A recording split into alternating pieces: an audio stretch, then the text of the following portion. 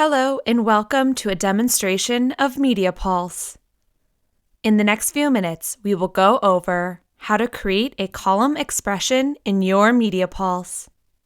Expressions are values used by the system to filter rows, calculate the values in a set of fields, or create an aggregate field. In this example, we will create a column expression to calculate overtime hours in the time card batch. First, navigate to System, Document Customizations. Let's filter for the time card batch document.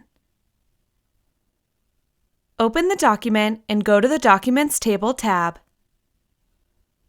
Add a new row if there already isn't one for the Activities table. Add a description. Choose a custom key column value. Enter a unique customization code. Go to the Custom Fields tab and add a new row. For the field type, we will select Computed Column. Here we will add the prompt Daily OT. Click the column expression note. Here we will paste this code. This means that if the billing unit is greater than 8, to use the billing value of 8 minus billing unit. If the billing unit is 8 or less, then use 0. Save the column expression note. Save and close. For the next step, we will log into the Smart Client. Navigate to the System, Layouts.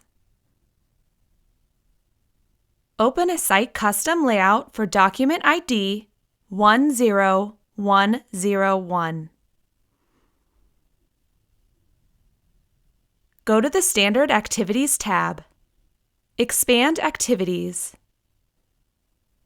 Drag Daily OT onto the grid. Notice how it gets placed to the far right. Let's drag the field to the left so we don't have to scroll to see it when we search.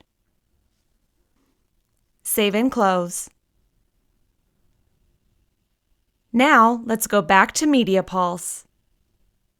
Navigate to the time card batches.